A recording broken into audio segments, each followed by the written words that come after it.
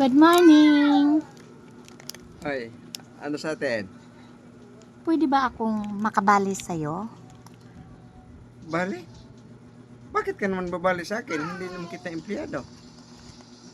Babali ako sa'yo kahit 4,000 lang naman.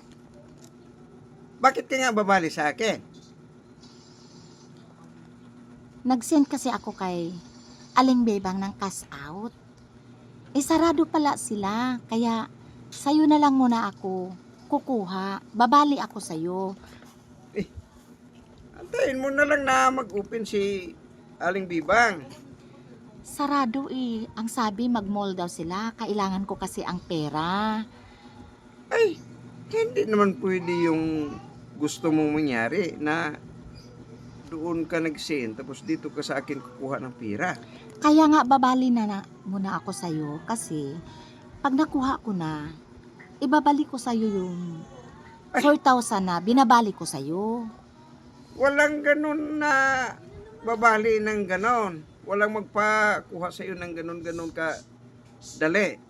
Kaya nga nakikiusap ako sa'yo na babali ako, gawa ng ang cash out ko nandoon sa tindahan ni Aling Bebang. Isarado ang tindahan ni Aling Bebang eh. Antayin mo na lang at hindi ako magbibigay sa iyo ng pera. Hindi ko na maantay. Kailangan ko yung pera.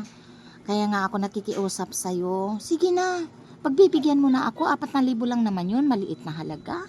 Ay hindi, dapat kasi bago kayo mag-send ng pera, dapat tingnan nyo ang tindahan kung bukas.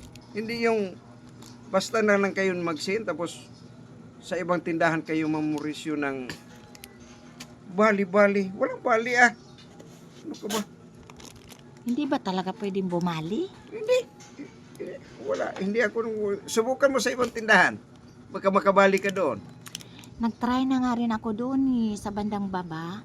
Ayaw rin nila magpabali. Tinuro nila dito sa tindahan mo na dito daw ako pumunta. Kasi nga daw, maluwang ka naman. Nagbibigay ka naman daw ng pera.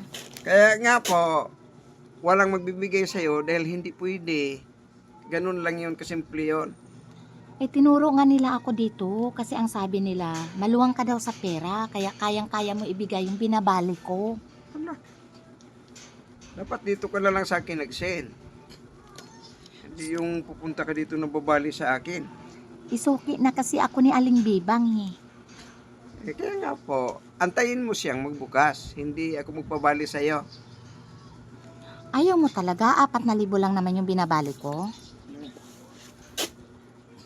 Lang 4,000. Hindi ako magbigay sa'yo, no? Ano ba naman yan? Kailangan ko pa naman yung pera na yun. Antayin mo siyang magbukas. Ganun lang yun, period.